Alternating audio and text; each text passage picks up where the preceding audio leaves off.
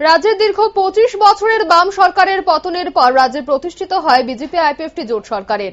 আর মুখ্যমন্ত্রীর চেয়ারে বসে নেশামুক্ত ত্রিপুরা গড়ার ডাক দেন তরুণ তেজস্বী মুখ্যমন্ত্রী বিপ্লব কুমার দেব। নেশামুক্ত ত্রিপুরা শব্দটির আড়ালে একাংশ স্বার্থান্বেষী নেতারা এবং তাদের নিকটস্থ কিছু নেশা কারবারিদের হাত ধরে রমরমিয়ে চলছে রাজ্য জুড়ে নেশার বাণিজ্য। এর মধ্যে ঘটে যায় কিছু বিরলতম ঘটনা। রাজ্যের দীর্ঘ 25 বছরের বাম সরকারের পতনের পর রাজ্যে প্রতিষ্ঠিত হয় বিজেপি আইপিএফটি জোট সরকারের। আর মুখ্যমন্ত্রীর চেয়ারে বসে নেশামুক্ত ত্রিপুরা গড়ার ডাক দেয় তরুণ তেজস্বী মুখ্যমন্ত্রী বিপ্লব কুমার দেব। নেশামুক্ত ত্রিপুরা শব্দটির আড়ালে একাংশ স্বার্থান্বেষী নেতারা এবং তাদের নিকটস্থ কিছু নেশা কারবারিদের হাত ধরে রমরমিয়ে চলছে রাজ্য জুড়ে নেশার বাণিজ্য। কোথাও কোথাও পুলিশ পদক্ষেপ নিচ্ছে, আবার কোথাও এলাকার সচেতন জনগণ, কিন্তু আবার কোথাও কিছু নিরীহ পরিবারকে নেশা কারবারির আখ্যা দিয়ে নিগ্রহ করছে একাংশ দুষ্চক্র মহল।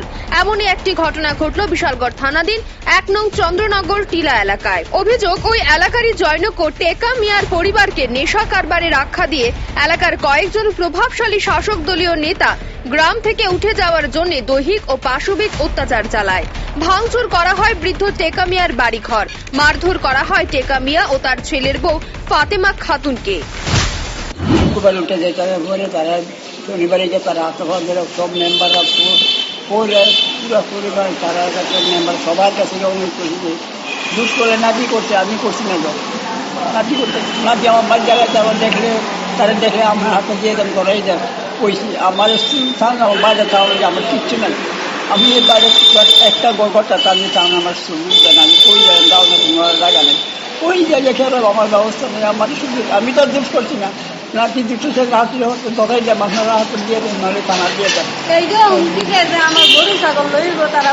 এরপরে তারা হুমকি দেয় আমার সব রয়ে গেল। তারপরে আমার বাড়ি হচ্ছে একবার একবার আপনার মারধর করছে। হ্যাঁ আপনার মারধর করছে আমি বার করে যেটা আমার ঘরটা একটা ঘর আছে কোটা বাংলা আছে না, তালা জ্বালাইছে, তালা দিয়ে আমার করতে পারছে দিয়ে। তো পুলিশ তার বিরুদ্ধে কেস নিয়েছেনি? না কেস নিছে না কইছে আমি জিজ্ঞেসি স্যার কোন দরখাস্ত লাগবে না, কয় না আমি বিকেলে যাই আমি কয়। শাসক দলীয় নেতাদের দাবি, টেকা মিয়ার নাতি উজ্জ্বল হোসেন ওরফে আবু দীর্ঘদিন যাবৎ নেশার কারবারের সঙ্গে যুক্ত এবং ওই গ্রাম থেকে কেউ নেশা কারবার চালায় এটা স্থানীয় নেতৃত্বরা চায় না।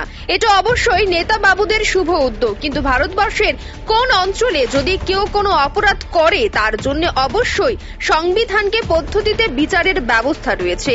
দেশে আইন রয়েছে, আদালত রয়েছে, পুলিশ প্রশাসন রয়েছে।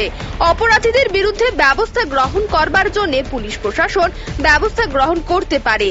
কারোর যদি অপর কোনো ব্যক্তির বিরুদ্ধে যদি অভিযোগ থাকে তাহলে সে আইনের দ্বারস্থ হতেই পারে। সেক্ষেত্রে শাসক দলীয় নেতাদের দৈহিক ও পাশবিক অত্যাচার এবং বাড়িঘর ভাঙচুর করা কতটা যুক্তিসম্মত তা নিয়ে প্রশ্ন দেখা দিচ্ছে জনমনে। নিজস্ব প্রতিনিধির রিপোর্ট, রাইজিং ত্রিপুরা।